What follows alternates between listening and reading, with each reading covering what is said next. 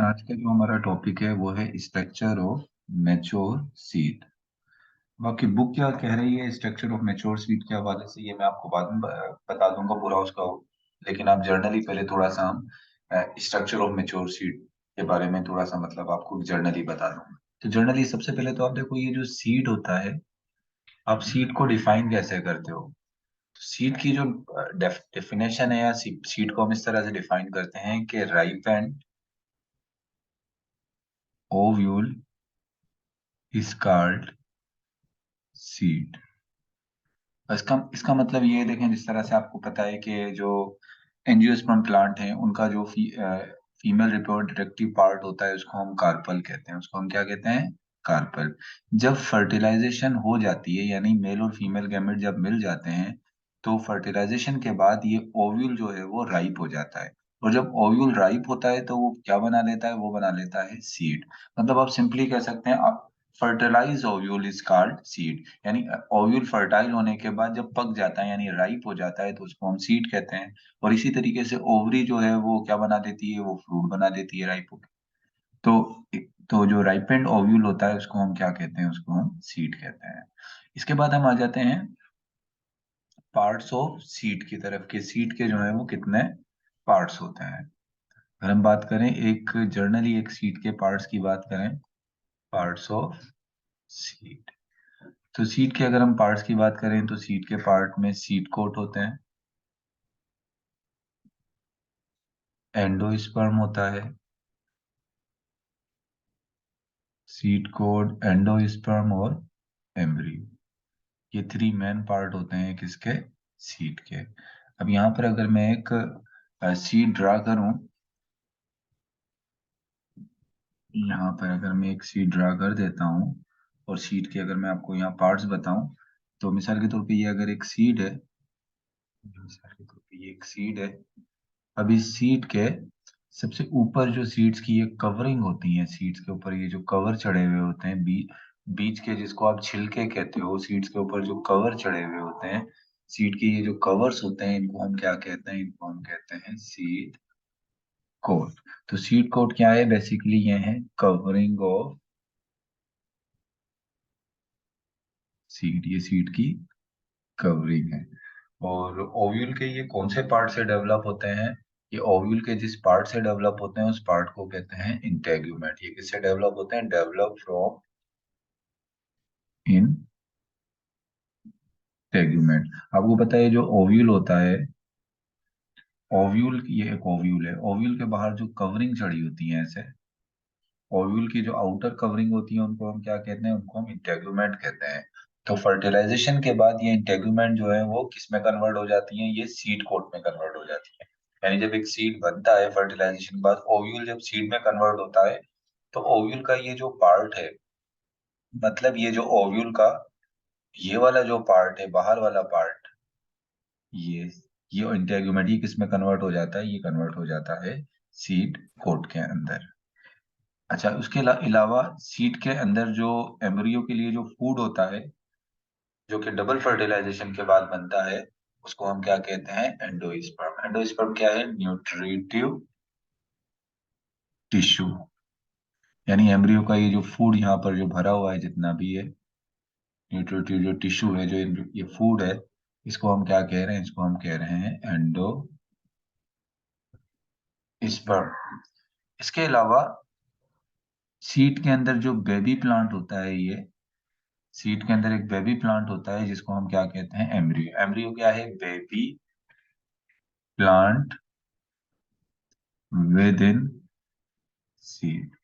यानी सीड के अंदर जो बेबी प्लांट है इसको हम क्या कह रहे हैं? ये जो अंदर जो इसको मैं शेड कर रहा हूँ, जिसको मैं ये व्हाइट शेड दे रहा हूँ, ये स्ट्रक्चर क्या कहलाएगी? ये कहलाएगी एम्ब्रियो। ये बेबी प्लांट क्या कहलाएगा? एम्ब्रियो। अच्छा, अगर हम यहाँ यहीं पर जो है वो पार्ट्स ऑफ एम्ब्रियो देखें, यानी ये अगर मैं इस एम्ब्रियो को बाहर निकाल लूं इस सीड से, इस बेबी प्लांट को या इस एम्ब्रियो को मैंने क्या किया? इसको सीड से बाहर निकाल लिया, ये एम्ब्रियो। सही। अब अगर हम इस एम्ब्रियो के पार्ट्स देखें, यहाँ पर मैं लिख देता हूँ पार्ट्स ऑफ एम्ब्रियो। एम्ब्रियो के पार्ट्स के अंदर एक तो होता है कोटिलेडन। कोटिलिडन क्या होते हैं? बेसिकली ये हैं सीड लीव्स। ये एम्ब्रियो के अंदर ये जो फ्लैशी स्ट्रक्चर्स नजर आ रही हैं, मैं इसको थोड़ा डिफरेंट सा कलर दे देता हूँ। मैं यहाँ पर इसको कोटिलिडन को जो है वो येलो कलर दे देता हूँ। चलें, ये देखिए, ये जो आपको ये येलो कलर की जो फ्लैशी लीफ लाइक स्ट्रक्चर्स नजर आ रही हैं, ये एम्ब्रियो की, इसको हम क्या कहते हैं? इसको हम कहते हैं कोटिलिडन। ये दो क्या है? ये हैं कोटिलिडन। तो इसको हम क्या कहते हैं? ये स्ट्रक्चर्स कहलाएंगी कोटिलिडन। इसके अलावा एक स्ट्रक्चर होती है जिसको हम कहते हैं फ्लोम्यूल। फ्लोम्यूल होते हैं एम्ब्रियोनिक शूट, यानी जिन्होंने आगे चलकर जब बीज जर्मिनेट करेगा तो इन पार्ट्स ने जो है वो क्या बनाना है? आगे चलकर शूट बनानी है। तो ये जो एम्ब्रियोनिक शूट है, यहाँ मैं इसको ग्रीन कलर से शो कर रहा हूँ। ये स्ट्रक्चर जिसने आगे चलकर जब ये सीड जर्मिनेट करेगा तो उसने शूट बनानी है, जो एम्ब्रियोनिक शूट वाला पार्ट है, इसको हम क्या कहते हैं? इसको हम कहते हैं प्लोम्यूल। ये एरिया क्या कहलाएगा? ये एम्ब्रियो जिसने शूट बनानी है, इसको हम प्लोम्यूल कहेंगे। और इसके अलावा एक चीज होता है रेडिकल। रेडिकल को आप कहते हैं एम्ब्रियोनिक रूट, यानी जिससे रूट बनेगी आगे चल के जब ये जर्मिनेट करेगा। तो मैं यहाँ पर जो है वो इसको अगर रेडिकल को जो है वो ब्लू से शो कर दूं, तो ये जो लास्ट वाला पार्ट है, ये क्या है? ये रेडिकल है जिससे क्या बननी है? रूट बननी है। तो एक एम्ब्रियो के बेसिकली जो पार्ट है उनमें एम्ब्रियो के पार्ट्स के अंदर कोटिलिडन आ गया, लोम्यूल आ गया और रेडिकल आ गया। एम्ब्रियो के जनरली पार्ट हो गए। तो इसके अलावा अगर हम बात करें तो ये जो कुछ एम्ब्रियोनिक एक्सिस होते हैं, एम्ब्रियोनिक एक्सिस यानी एम्ब्रियो पर जो लाइन है, कुछ एम्ब्रियोनिक एक्सिस वो होते हैं जिनको हम कहते हैं एपिकोटाइल, और एक एम्ब्रियोनिक एक्सिस वो हैं जिनके लिए हम टर्म इस्तेमाल कर रहे हैं हाइपोकोटाइल। हाइपोकोटाइल, इससे नाम से ही जाहिर है कि जो एपिकल कोटाइल है, ये क्या है? Portion of embryonic axis above cotyledon. Epicotyl क्या है? Portion of portion of embryonic axis above cotyledon. मिसाल के तौर पे मैं अगर यहाँ पर एक एम्ब्रियो ड्रा करूं, ये एम्ब्रियो मैंने ड्रा कर दिया। अभी इस एम्ब्रियो में ये जो कोटिलिडन है, जो सी में जिसके ऊपर लिख रहा हूँ, ये कोटिलिडन है। अब इस कोटिलिडन के ऊपर जो एम्ब्रियोनिक एक्सिस हैं, जिसको मैं ब्लू से शो कर देता हूँ, इसको ये देखें। कोटिलिडन के ऊपर जो ये एम्ब्रियोनिक एक्सिस हैं, जस्ट लाइक दिस, ये क्या कहलाएंगे? ये कहलाएगा एपिकोटाइल। एपी मीन्स अबो, कोटाइल मीन्स कोटिलिडन। इसके अलावा below the axis, below the point at which the cotyledon are attached, the embryonic axis is called hypocotyle। यानी इसको सिंपली हम इस तरह से भी लिख सकते हैं, बेलो कोटिलिडन।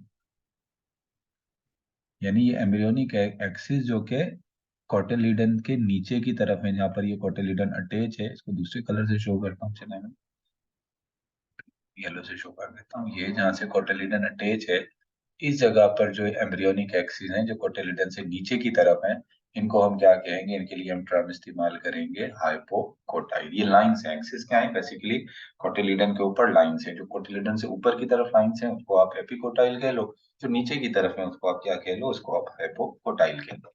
अच्छा, एक और बात याद रखें कि ये कोटिलिडन की बेस पर हम सीड्स को या प्लांट्स को टू टाइप के अंदर डिवाइड करते हैं। कुछ होते हैं डाइकोट प्लांट, कुछ होते हैं डाइकोट सीड, और कुछ होते हैं मोनोकोट सीड। ऐसे प्लांट जिनमें डाइकोट सीड होते हैं उनको डाइकोटिलिडन प्लांट कहते हैं, और जिनमें मोनोकोट सीड होते हैं उनको कहते हैं मोनोकोटिलिडन प्लांट। अब डाइकोट और मोनोकोट सीड में क्या फर्क होता है? देखो, डाइकोट जो सीड होते हैं उनका जो एम्ब्रियो होता है, उस एम्ब्रियो में दो कोटिलिडन होते हैं। Embryo has two cotyledon. मिसाल के तौर पे ये मैं एक सीड बना रहा हूँ, और इस सीड के अंदर आप एम्ब्रियो को देखें तो एम्ब्रियो में कितने कोटिलिडन है? दो। एक कोटिलिडन ये हो गया, एक कोटिलिडन। लेकिन कुछ सीड ऐसे होते हैं जिनमें एम्ब्रियो के पास सिर्फ कितने कोटिलिडन होते हैं? Embryo has only one cotyledon. ऐसे सीड जिनमें एम्ब्रियो में सिर्फ क्या होगा? सिर्फ एक कोटिलिडन होगा। जैसे आप यहाँ पर देखें, इसमें मैं एम्ब्रियो बनाया, एम्ब्रियो में ये सिर्फ एक ही कोटिलिडन ही है। तो ऐसे प्लांट को हम क्या, ऐसे सीड्स को हम क्या कहते हैं? Monocot seed. पोएसी जो फैमिली है, ग्रास फैमिली जो है, उसमें जो प्लांट्स होते हैं उनमें उनके पास किस तरह के सीड्स होते हैं? उनके पास मोनोकोट जो है वो सीड्स होते हैं। अब अगर हम थोड़ी सी स्ट्रक्चर देख लें एक मोनोकोट सीड की, आपकी बुक में थोड़ा डिटेल में दिया हुआ है structure of monocot seed. Structure of monocot seed. अब मोनोकोट सीड की स्ट्रक्चर की अगर हम बात करें, तो the seed of monocot has a single cotyledon. पहली तो बात यही हो गई कि मोनोकोट सीड में क्या होता है? Has single cotyledon. यानी मोनोकोट सीड में जो कोटिलिडन होता है वो क्या होता है? वो सिंगल होता है। इसके अलावा मेंबर ऑफ ग्रास फैमिली, मैंने आपको बताया था जो ग्रास फैमिली के मेंबर होते हैं, इंक्लूडिंग कॉर्न एंड व्हीट, जिसमें कॉर्न भी आ जाता है, व्हीट आ जाता है, have a specialized type of cotyledon called scutellum. तो मतलब जो ग्रास फैमिली के मेंबर होते हैं, मेंबर्स, और उस ग्रास फैमिली के मेंबर में भी कौन से दो मेंबर हो गए? एक कॉर्न और दूसरा क्या हो गया? व्हीट। यानी गंदुम और मकई जो होता है, ग्रास फैमिली के जो मेंबर हैं उनके पास कोटेलिडन होता है, लेकिन एक have a specialized cotyledon, have a specialized cotyledon, specialized type of cotyledon, cotyledon called scutellum. यानी इनके पास एक स्पेशल टाइप का कोटेलिडन होता है, जिसको क्या कहते हैं? जिसको हम कहते हैं स्क्यूटेलम। अब ये स्क्यूटेलम स्पेशलाइज क्यों होता है? इसमें ऐसी कौन सी चीज है जो स्पेशल है? तो स्पेशल ये है कि इसमें जो कोटेलिडन होता है, स्क्यूटेलम, स्क्यूटेलम का मतलब क्या होता है? Shield shape. उसकी जो शेप होती है वो कैसी होती है? वो शील्ड की शेप का होता है। आपने देखा होगा अक्सर जब आपको एग्जाम में कोई या किसी में आप विन करते हो कोई, तो आपको एक शील्ड मिलती है और शील्ड की शेप ऐसी होती है। ऐसी होती है ना, जब शील्ड मिलती है तो इस तरह की शेप होती है। तो इसका कोटिलिडन भी ऐसे शील्ड शेप का होता है, और शील्ड शेप के कोटिलिडन को हम क्या कहते हैं? स्क्यूटेलम कहते हैं। अब मिसाल के तौर पे मैं अगर यहाँ पर एक मोनोकोट सीड, जिस तरीके से कॉर्न होता है, कॉर्न ड्रा करूं, ये मैं कॉर्न को ड्रा करता हूँ यहाँ पर। तो कॉर्न के अंदर जो एम्ब्रियो होगा, उस एम्ब्रियो का अगर आप यहाँ पर कोटिलिडन देखें, तो कोटिलिडन स्पेशली किस शेप का है? ये शील्ड शेप का है। चलो मैं इस कोटिलिडन को रेड कलर दे देता हूँ ताकि ये क्लियर हो जाए बिल्कुल आपको, ये कोटिलिडन है। तो आप ये देखें यहाँ पर, ये इसका शील्ड शेप का क्या है? ये शील्ड शेप का कोटिलिडन इसके पास है, और इस शील्ड शेप के कोटिलिडन को हम क्या कह रहे हैं? इसको हम कह रहे हैं स्क्यूटेलम। अच्छा, इसके अलावा the scutellum very thin, scutellum इतना थिक नहीं होता, ये थिन होता है, with a large surface area passed against the endosperm. इसके अलावा इसके चारों तरफ यहाँ पर जो है वो लार्ज सरफेस एरिया जो होता है, कुछ एरिया किसने कवर किया होता है? ब्लू, ये पर्पल से, इसको येलो से शो कर रहा हूँ। इसके अलावा जो इसका कुछ पार्ट होता है वो किससे कवर होता है?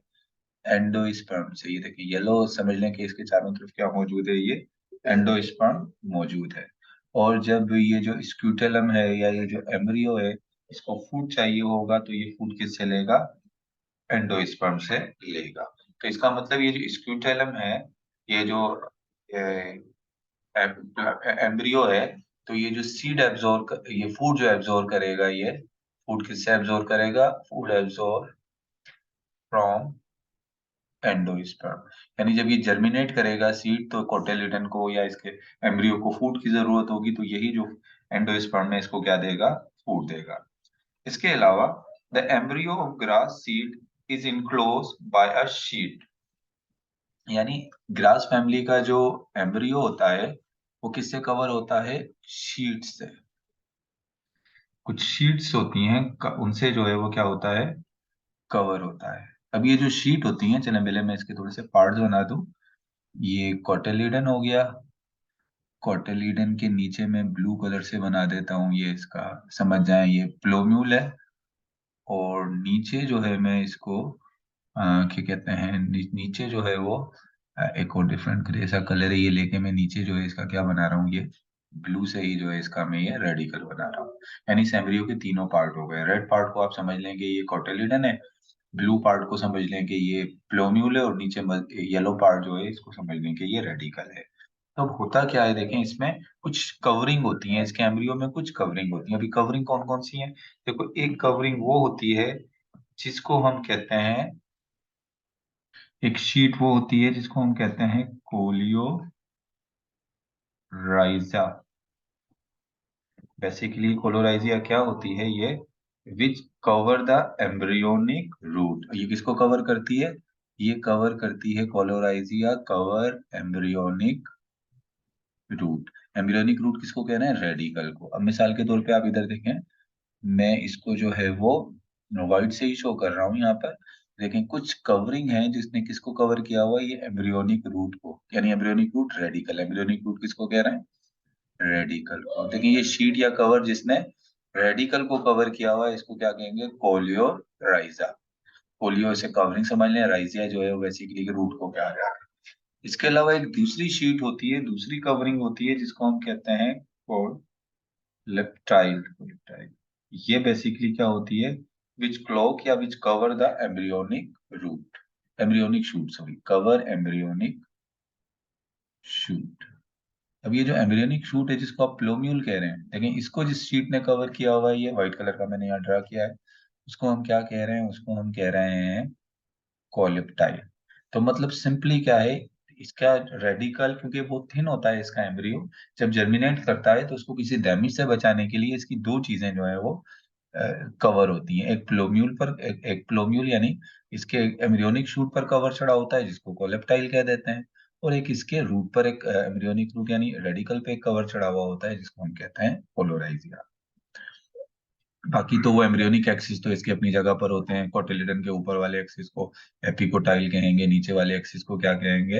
हाइपोकोटाइल। लेकिन उसके साथ साथ इसमें रेडिकल्स और जो इसका प्लोम्यूल है उस पे ये कवरिंग भी मौजूद होती है। So it was all about seed. सबसे पहले मैंने आपको सीड की जो है वो डेफिनेशन बता दी थी कि जो ये राइपेंड ओव्यूल होता है उसको हम क्या कहते हैं? उसको हम सीड कहते हैं। फिर सीड्स के पार्ट देख लिए थे, सीड कोट हो गया, एंडोस्पर्म हो गया और एम्ब्रियो हो गया इसमें। फिर पार्ट्स ऑफ एम्ब्रियो देख लिए थे। पार्ट्स ऑफ एम्ब्रियो के बाद फिर हमने जो है वो एम्ब्रियोनिक एक्सिस देखे थे, एपिकोटाइल और हाइपोकोटाइल। फिर मोनोकोट और डाइकोट सीड में फर्क बताया था, और उसके बाद मैंने मोनोकोट सीड के स्ट्रक्चर को थोड़ा डिटेल में।